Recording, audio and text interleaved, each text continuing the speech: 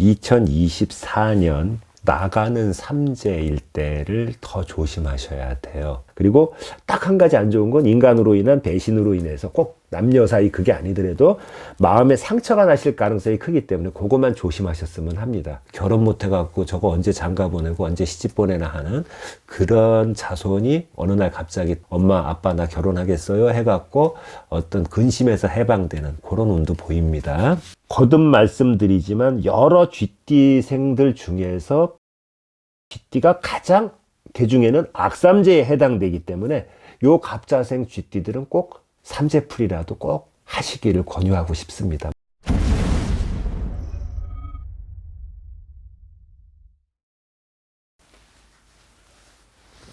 안녕하세요. 예, 안녕하세요.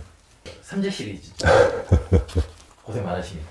뭘요? 이번 시간에는 2022년 삼재가 시작되는 들삼재띠 중에서 쥐띠에 관해서 말씀을 드릴게요. 2022년에 이제 삼재가 신자진 그 원숭이, 쥐, 용띠, 새띠가 시작이 되는데 결론부터 포괄적으로 말씀드리면 이 쥐띠는요 전반적으로 봤을 때 삼재가 들어가는 올해와 내년과 그 다음에 그 토끼해 그 다음에 마지막 해인 용해해를 놓고 보면 2024년 나가는 삼재일 때를 더 조심하셔야 돼요. 원숭이띠 삼재 같은 경우는 시작되는 2022년이 가장 위험한데 이 쥐띠 같은 경우는 건강도 그렇고 여러 면에서 삼재가 끝나는 날 삼재의 해인 2024년이 가장 위험한 해이고요. 어찌됐든 2022년 아무리 그렇다 하더라도 삼재가 시작되는 첫 단추가 잘 깨어져야 그 다음 해, 그 다다음 해까지 잘 가니까 2022년에 어떤가에 관해서 개괄적으로 한번 살펴보기로 하겠습니다. 1948년 무자생 쥐띠 같은 경우는 뭐 나이도 있으시긴 하지만 특히 특징적으로 말씀드리면 상문살이 끼는 운세예요. 여러 쥐띠 중에서. 그러니까 상갓집 가실 때 굉장히 좀 안 가셨으면 해요. 안 가시는 게 가장 좋은 거고, 뭐, 상문풀이를 한다, 뭐, 그래서 상문이 껴서 구슬한다. 일 만든 다음에 돈 쓰면서 그럴 필요 없잖아요. 안 가시는 게 예방책이니까 상갓집에 좀 안 가셨으면 하고, 진짜 조금 잘못하면 상갓집 갔다 온 후유증으로 몸수가 좀 안 좋으신 분들 같은 경우는, 이런 얘기 해야 되나? 이 세상과 이별을 할 수도 있기 때문에 좀 신중에 신중을 기하셨으면 합니다.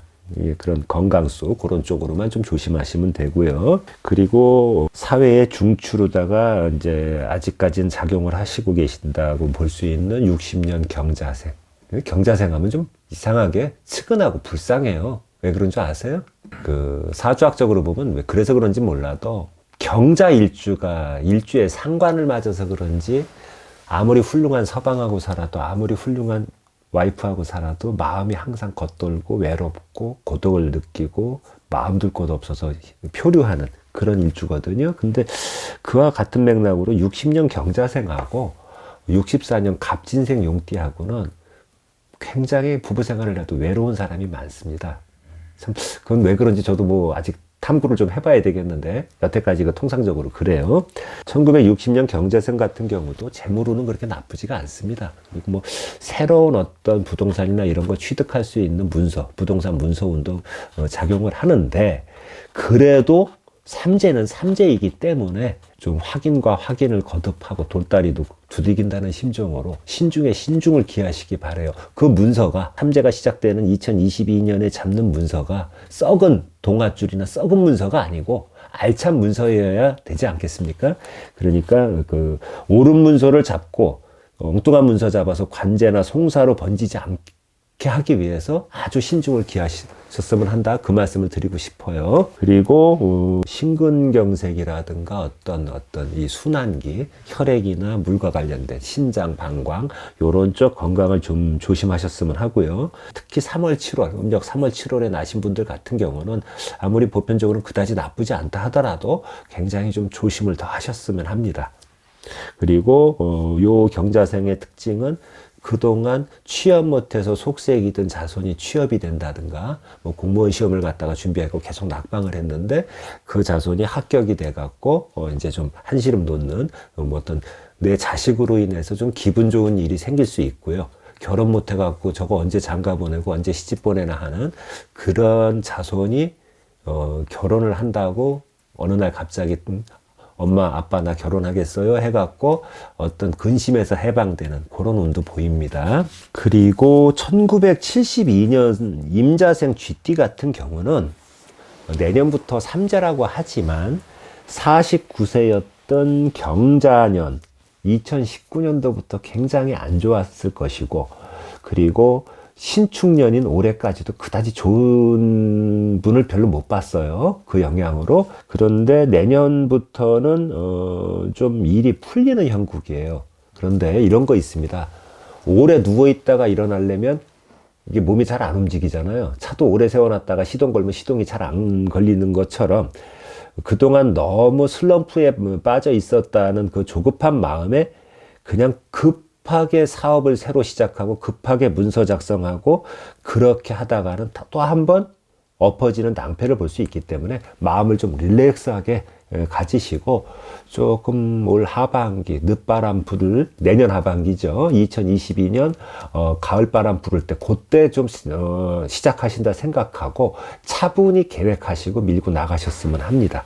그리고 3월생이나 11월생은 임자생 같은 경우 좀 사고수, 건강수 요걸 좀 특별히 좀 챙겨주시길 바라고요. 그리고 또 한 가지 제 주변에 친한 그 손님을 보면서도 이 생각이 들었는데 72년 임자생 쥐띠 같은 경우에 형제지간의 어떤 그 형제애에 얽매여 가지고 금전상의 어떤 거래로 인해서 손재수가 크게 발생할 수 있기 때문에 어떤 형제는 형제고 하더라도 좀 냉정하게 좀 한번 되돌아보면서 차분차분 일을 진행하시기 바랍니다. 좀 냉정해지세요. 그리고 여성 같은 경우는 조금 건강 문제로 힘들 수 있기 때문에 건강검진 좀 깜빡하지 마시고 제대로 받아보시기 바랍니다. 그리고 가장 안 좋은 쥐띠가 있어요. 84년 갑자생 쥐띠. 아까 어떤 편에서도 제가 잠시 얘기를 했는데 그 새롭게 시작되는 삼재가 시작되는 쥐띠들 중에서 가장 힘들게 지나갈 거라고 시작이 되고 지나갈 거라고 보는 쥐띠가 84년 갑자생 쥐띠예요. 이들 같은 경우는 부부간의 불화로 인한 이혼이나 아니면 미혼 남녀 같은 경우는 믿었던 연인의 배신 이런 거로 인해서 마음의 상처를 받고 아주 이제 그런 거로 힘들어 할 수 있는 그런 운기가 있기 때문에 굉장히 조심을 요합니다. 그리고 직장인들 같은 경우 직장에서 동료나 직장 상사하고의 갈등 이런 거로 인해 가지고 뭐 이직을 하네 뭐 하는 그런 이야기가 나올 수가 있기 때문에 자리 변동이 예상돼요. 그런 것 때문에 좋은 쪽으로 변동이 아니고 그런 쪽으로 인해서 중이 절이 싫어 절을 떠나는 듯한 그런 변동수가 있기 때문에 그거가 아홉수하고 좀 겹쳐요. 그러니까 각별한 주의를 요합니다. 그리고 거듭 말씀드리지만 여러 쥐띠생들 중에서 갑자생 쥐띠가 가장 개중에는 악삼재에 해당되기 때문에 요 갑자생 쥐띠들은 꼭 삼재풀이라도 꼭 하시기를 권유하고 싶습니다. 뭐 돈 벌으려고 하는 얘기가 아닙니다. 그리고 쥐띠의 막내라고 할 수 있는 96년생 병자생 쥐띠 같은 경우는 그동안 뭐 학업이라든가 직장, 취직, 공무원 시험 이런 게 뭔가 마음속에서 답답하고 갈증을 느끼고 했는데 그게 좀 풀릴 거예요.